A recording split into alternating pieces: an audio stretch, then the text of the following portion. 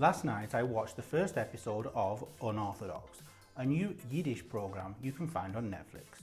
Have you seen it? What is Yiddish? To find out more about Yiddish, look in the link below in the description. You've probably come across Yiddish before and didn't realise. Have you ever watched The Big Bang Theory in English? Have you ever seen Will and Grace in English? Family Guy? There are many programs from the UK and America that use Yiddish. British people and American people tend to understand what these Yiddish words mean, even if they're not actually English. Yiddish is a language. In Unorthodox, you can hear a lot of Yiddish being spoken, and you will hear that it's mixed with English. There are subtitles, so don't worry. You don't have to go and start learning Yiddish now.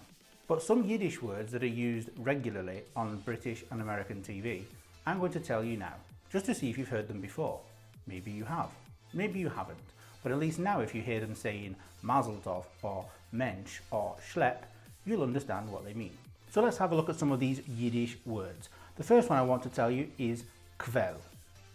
Kvell you use when you are full of pride. So for example, now in this period I'm kvelling because I'm proud of all the people who are staying at home in isolation and quarantine. Or I'm kvelling, she passed her driving test finally. The next one you've probably heard many times. Schlep. I know personally I use this probably 100 times a day. Schlep means literally to drag. So you can say, I schlepped across town to go to the nearest open supermarket. I had to go a very long way to arrive to the nearest supermarket. The next word is meshuggeneh. A meshuggeneh is a crazy or stupid person. I don't like it if somebody calls me a meshuggeneh, but I know many people I can call a meshuggeneh.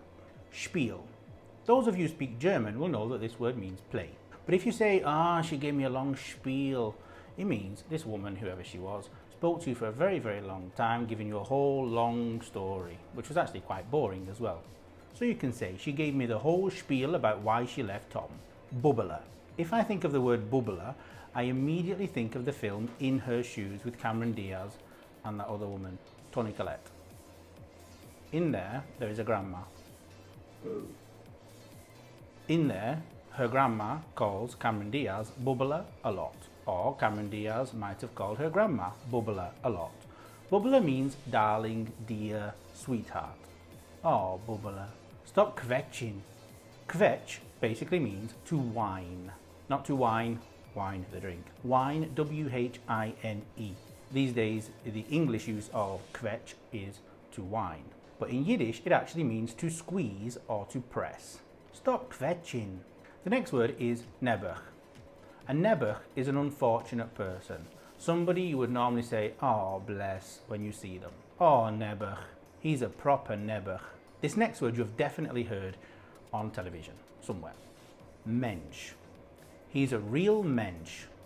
A real mensch, well, a mensch, is a decent and genuine person. Oh, Peter's a real mensch.